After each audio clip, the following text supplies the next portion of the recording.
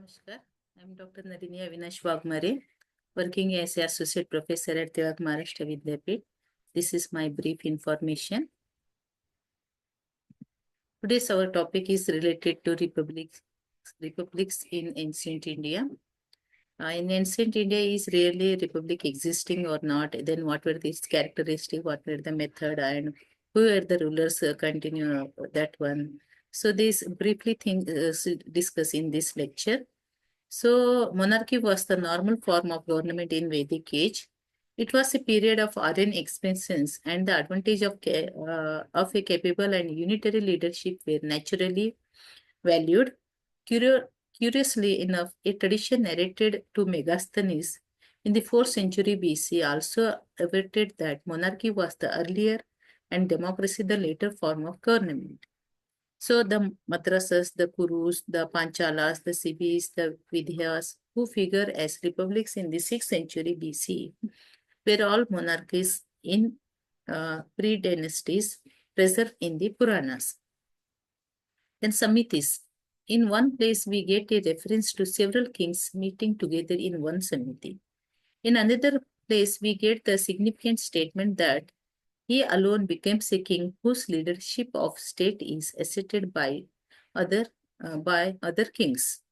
The kings here referred to were probably the heads of the Kshatriya families, uh, entitled to coronation, and the state contemplated by this passage is one which was the prototype of the later republics already described in earlier chapter.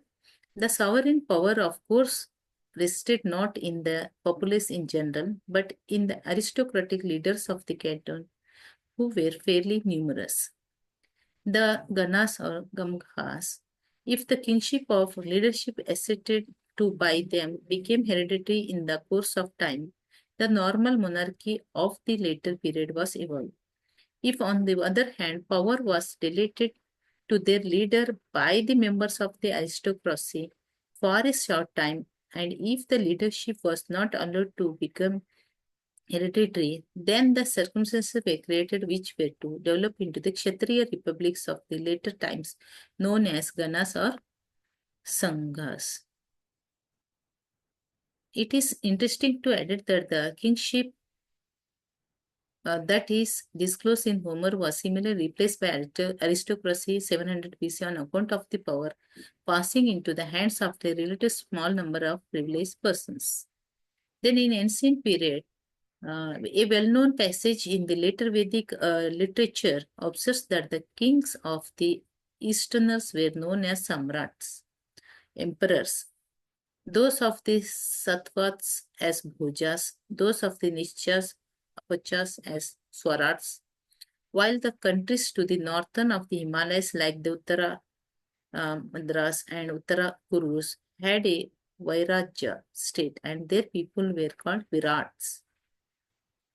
So there is some difference of opinion about the meaning of the terms Savarats, Bhojas, but there can be no doubt that the Vairajya states of the Uttarakus and Uttara Madras were kingless Vairajya states, where people, that is, the heads of founder families, were consecrated for the rulership.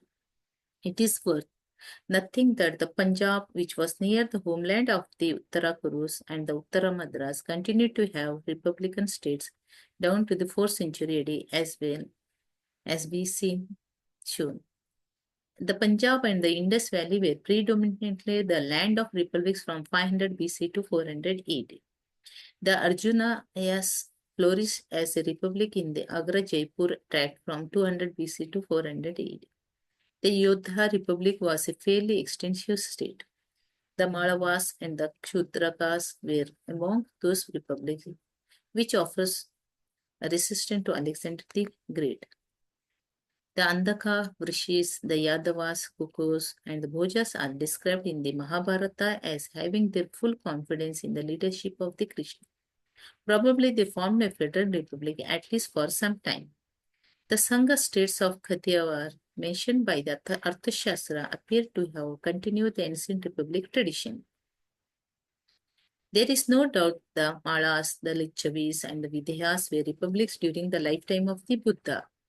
Their neighbors, the kings of Magadha and the Koshala, were annexed to conquer them, and so we find these republics often forming confrontation among themselves. Sometimes we find the Lichavis confronting with the Malas and sometimes with the Vidyas. The latter two, however, disappear from the history from 500 BC. They were a powerful state at the beginning of 4th century AD, and it was by an alliance with them that the Guptas could rise to imperial position. In ancient republic, the sovereignty in this republic was vested in a very large central assembly, Ganasanghas. Its membership is stated to have been as high as 5,000 among the Yuddhas and 7,007 among the Lichavis. The Kshutrakas had sent 150 of their leading men to negotiate peace with the Alexander. The number of the members of the Central Assembly may have been probably much larger than the Central Assemblies. The evidence of the Buddhist literature shows that the Central Assemblies of the Republicans controlled foreign affairs, entertained ambassadors and foreign princes, considered their proposals, and decided the momentous issues of the peace and war. Some writers were of the opinion that it is in the interest of the Ganas themselves that they should not discuss delicate questions like peace and order in the Central Assembly, but should leave them to the decision of the executive. Generally speaking, the executive was under the complete control of the Central Assembly in the Republican state. The ideal Ghana state. The ideal Ghana state, there were no parties and matters were not pressed to a vote. Meetings were characterized by concord and harmony, and the opinions of the elders and not the vote of the majority decided in the issue. Ideal Ghana state, this was the usual practice among the Lichavis during the golden period of their republican constitution. The assembly of the Ambastha Republic first appointed general to oppose Alexander the Great, but later accepted the advice of their elders and decided to make peace proposals. In chapter 107 of the Shanti Parva gives us a good picture of the internal condition of an ideal republic. The rising generation was properly educated, and the youths were taught proper manners and made to realize that they must follow the path of virtue and lead of the elder. Experienced statesmen, noted for their valor, intelligence, and prompt dispatch, were entrusted with the responsible post in the administration, and they usually enabled the republic to tide over serious crises. Then, ideal republic, delicate questions of policy, internal or external, were left to be tackled by them. They were not publicly discussed in the parliament. Members of the government worked in harmony and conferred to achieve the interest of the state. Spices and ambassadors were selected with great care, and particular attention was paid to the development of a sound economic policy to ensure the prosperity of the state and the people. Then what were the parties in republic government? Normally, the republic government was a government by the parties. We have already explained how they came into existence in the earlier chapter. The party system was so common among the republics that it is referred to even by the grammarians. The term Dvanda was used to denote the rival parties, and the term Yuktikramana to their rivalry. As in modern parliaments, members of the party sat in separate groups. Vagraha, Griha, and Paksha were usually named after their leaders. Vasudeva Vargaha was the name to denote a member of the party of Vasudeva of Krishna. Akru Paksha, a member of Akrura party, and so on. On the basis of person's name, the parties are also existing at that time. Then what was the voting system of this period? In the Buddhist Sangha, the voting was sometimes done by the cigarette method, Gulhaka, sometimes by the whispering method, Sakarna Japaka, and sometimes by the open method, Vipatta Kam. Voting tickets were in the form of sticks of different colors, and a person called Salaka Graha collected them. Later, they were counted by the president. The technical term for vote was chanda, which meant free choice. We may well presume that the above procedure in the Buddhist Sangha was followed in the Republican assemblies, since the latter served as a model for the former. Then, what were the members? We may therefore well conclude that, normally speaking, the executive of a republic consists of 4 to 20 members. 150 eminent men of all stature and stately appearance that were sent by the Shudraka Republic to negotiate peace with Alexander were probably the nobles of the state and not members of its executive. An executive council of 150 is too large a body to work promptly and efficiently.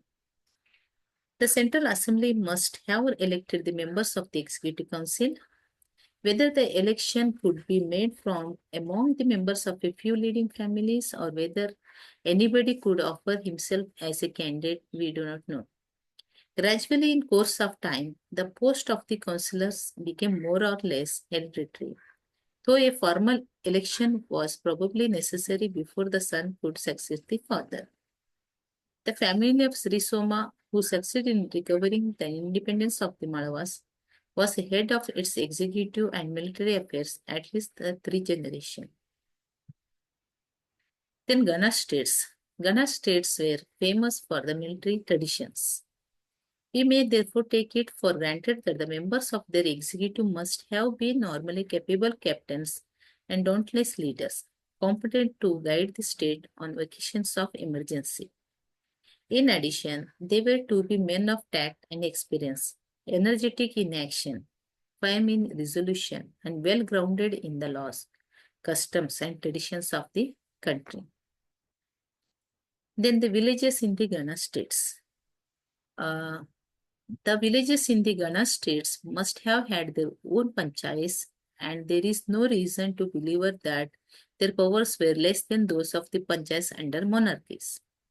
It is hardly likely that the membership of the village panchayats was confined to the members of the privileged aristocracy. Most of the latter must have been staying in cities and the capital. As in other states, all the village interests like agriculture, trade, industry, etc. must have been represented on the village council. This is, of course, of conjecture, but a very likely one. We find that dim and blurred picture of their constitution and their working in a republic form which existing in an ancient period. Want of adequate reliable data handicaps the historian perhaps no other space so much as in the case of the republics. We get only a dim and blurred picture of their constitution and their working. But what title we know shows that the states were fairly efficient, prosperous. They offered much more stubborn resistance to Alexander the Great than that put forth by the contemporary monarchies. Patriotism and appreciation of liberties were much more genius among them than among the monarchical state. Trade and industry also prospered under their regime. The Punjab and Sindh republics were stirred with numerous and prosperous cities. They encouraged freedom of thought, which in its turn resulted in philosophical progress. This is particularly noteworthy about the Eastern republics, whose citizens have made rich contribution to the philosophy as developed in the Upanishads, Buddhism, and Jainism. In the Indus Valley also, there were many philosophers who impressed the Greeks by their theories and views. Then clan origin. Most of the republics had a clan origin, and the members of the privileged aristocracy believed themselves to be members of one stock or descended from one anonymous hero. Membership of the Central Assembly seems to have been confined to them. In the city, councils and village assemblies, however, all leading classes and interests had their proper representation and voice. There is no sufficient evidence to suggest that there was any serious clash of interest between the members of privileged order and the rest. We should not here forget that intermarriages were fairly common down to the 5th century AD, and so the Kshatriya could not have formed a watertight privileged order. Members of Vaishya and Shudra classes who entered into the army and rose to a high position in it could hardly have been denied the privileges of the Kshatriya status. Statra of Panini suggests that the status of the Brahmanas was the same as that of the Kshatriyas. The consciousness of a clan origin seems to have played a great part in the formation of the republic. Whether it did not exist, such a state did not easily come into existence. It further appears that the political horizon and influence of the states could not usually extend to territories whether their own clan was not in existence. It is no doubt true that these states often formed federation to present a stronger front to a common enemy, but they could not expand into a strong and big state like the Mauryan or the Gupta Empire. Their horizon was limited to their homelands. It is no doubt true that these states often formed federation to present a strong front to a common enemy, but they could not expand into a strong and big state like the Mauryan or the Gupta Empire. Their horizon was limited to their homeland only. Then why this republic form of government was destruction one? Uh, Causes for the disappearance of republic in 400 AD. Dr. Jaiswal has attributed their escapes and destruction to the imperialism of the Guptas. Samudragupta, the Alexander, killed the free spirit of the country. He destroyed the Malavas and Yudas, who were the nursery of freedom, and many others of their class. This does not seem to be true because why the republic destroyed, we see the growing tendency to regard monarchy as divine may. How hinders the republics to accept the leadership of hereditary presidents styled as Maharajas. This is the main reason. Then probably it was the felt that the unitary leadership facilitated by the kingship was a better protection against invention than that offered by the group leadership possible in a republic. So these are the few reasons the destruction of the republic, divine origin of the king, and people accepted the heredity of the Maharajas. So these are the reference books. You can refer for more detail about it. Altekar book, State Government in Ancient India, D.N. Zha book, Ancient India. Then the V.D. Mahajan book, Ancient India. So these are book you can refer for more details. Thank you. Thank you very much.